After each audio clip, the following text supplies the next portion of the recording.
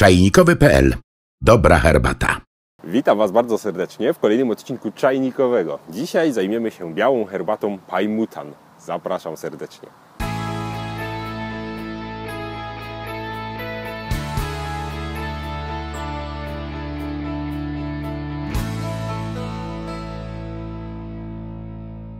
Herbata Pajmutan to jest herbata biała. O herbacie białej już mówiliśmy. Zachęcam do obejrzenia właściwego odcinka. Co jest w niej takiego szczególnego? Jest to herbata bardzo nisko fermentowana, właściwie niecelowo. Ją się po prostu zostawia. I bardzo mało przetworzona. Pajmutan to jest taki bardzo klasyczny przykład takiej herbaty.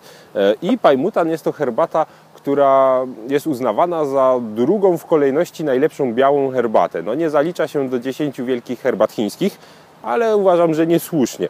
Ma kilka zalet, które powinny Was przekonać do niej. Przede wszystkim to, że bardzo trudno ją zepsuć. Jest dobra na początek, ponieważ jest odporna na, powiedzmy, różne takie błędy przy parzeniu, które popełniają osoby niewprawne. Poza tym można spokojnie przy niej eksperymentować i można sobie tutaj na przykład zrobić przeróżne próby i dojść do swojej, powiedzmy, ulubionej herbatki Pajmutan. Można ją parzyć różnymi temperaturami, różna długość parzenia być może, także zachęcam. O samej tej herbatce w sumie nie ma zbyt wiele do powiedzenia. Nie znalazłem żadnych legend ani historii, które by się z nią wiązały.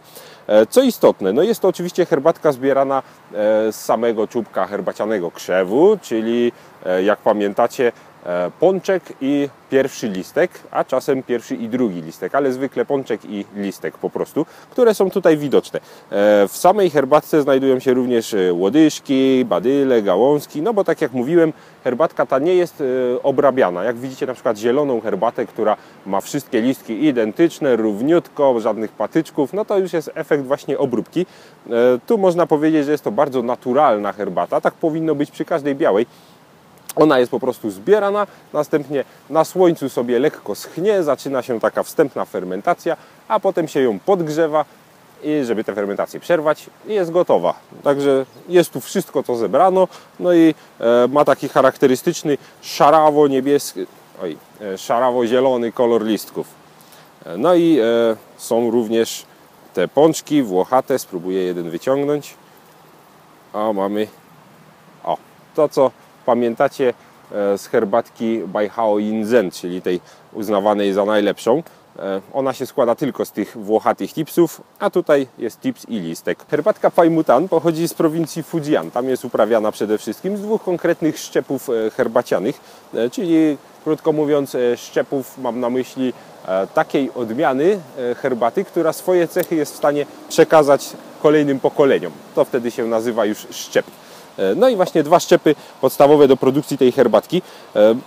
Parzyć, jak mówiłem, można na różne sposoby. Zaraz sobie to zaparzymy na jeden ze sposobów, ale Wam pozostawiam szerokie pole do popisu. Możecie sobie dowolnie z nią eksperymentować. Herbata biała powinna się parzyć wodą raczej cieplejszą niż herbata zielona. Wręcz taką ulongową bym powiedział, czyli około 90 stopni nawet. Parzenie przeróżne, zależy od herbaty. Od minuty do nawet 10 się zaleca, zależy też które parzenie. Można tą herbatę zaparzyć chłodniej, 70-80 stopni, parzyć dłużej, krócej, dowolnie. My użyjemy wody w temperaturze 90 stopni i poparzymy sobie ją ze 2-3 minutki. Może myślę, że na początek będzie idealnie. Weźmiemy też trochę więcej suszu, także w trakcie się okaże. Eksperymentujcie i dzielcie się z nami swoimi wynikami.